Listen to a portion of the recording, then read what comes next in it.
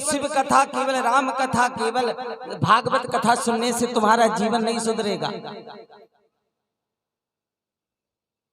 फलाना पंडित बहुत अच्छी कथा, फलाने गुरुजी बहुत अच्छी कथा। नहीं महाराज, कथाएं तो अच्छी हैं, उन कथाओं के पीछे सिद्धांत को समझो।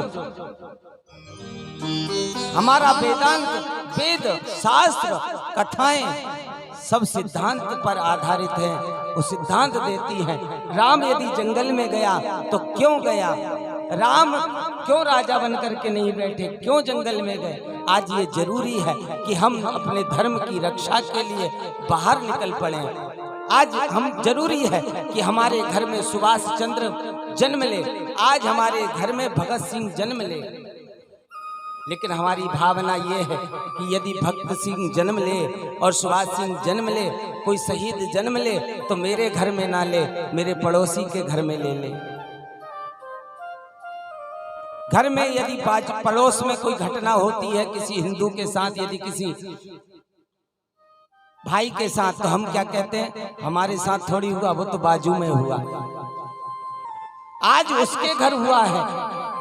आज मुंबई में आपकी, दिल्ली में आपकी बेटी काटी गई, आप कहते हो हमारे यहाँ थोड़ी हुई, वहां हुआ है।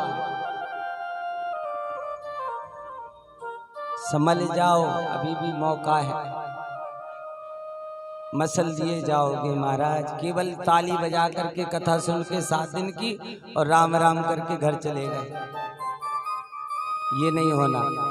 हमारे घर में थोड़ा सा भी परिवर्तन कथाओं से हो जाए ना, तो सोचना कथा हमारी सार्थक हो गई। जिस दिन हम अपने बच्चों को संस्कार देना शुरू कर देंगे, समझ जाना कि हमारी कथा सुनना सार्थक हो गया। थोड़ा सा भी धर्म की भावना अंदर आने लगेगी कि नहीं, ये धर्म है हमारा।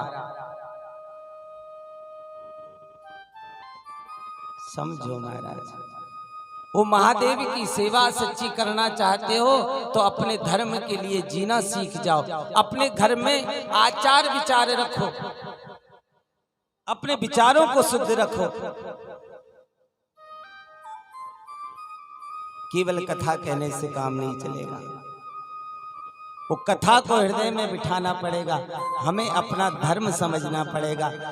देखो, मैं कहता हूँ माताओं भैयाओं कि हमारे धर्म का ज्ञान कराने कोई पड़ोसी नहीं आएगा। हमें हमारे बच्चों को अपने धर्म के विषय में जानकारी देना पड़ेगा। आज हमारे बच्चे हमारे राम पर, हमारे हनुमान पर, हमारे प्रभु भोले बाबा पर चुटकुले बना करके हंसते हैं, और ऐसे ऐसे गाने बजते हैं, ऐसी ऐसी पिक्चरें बनती हैं जिनसे हमारे घर का, हमारे परिवार का, हमारे समाज का, हमारे राष्ट्र का, हमारी बहू बेटियों का अपमान किया जा रहा है। हमारी बेटियां जब देखती, हमारे बच्चे जब देखते हैं उस दृश्य को, ये नंगे स्टार ऐसी अपनी सोच पिक्चरों में भर रहे हैं।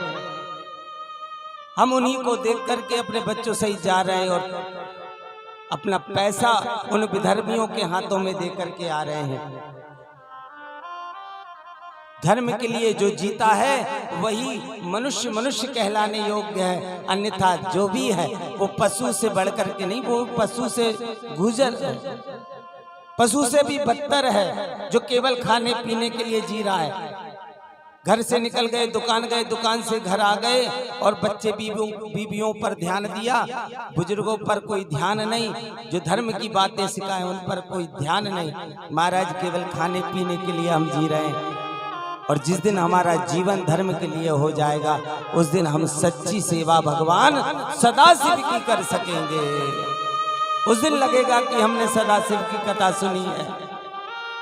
जिस दिन कहीं धर्म विरोधी गतिविधियां चल रही हो और उस दिन हमारा मन मचल जाए, खौल जाए, हमारा खून खोलने लगे, तो समझ जाना कि हमने शिव की कथा को सुना है।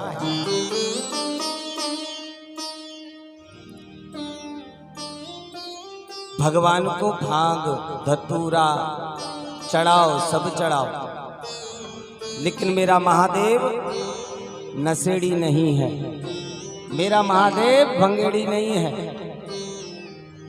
कोई महादेव का नाम लेकर चिलम फूंके तो उसको तुरंत जवाब दो।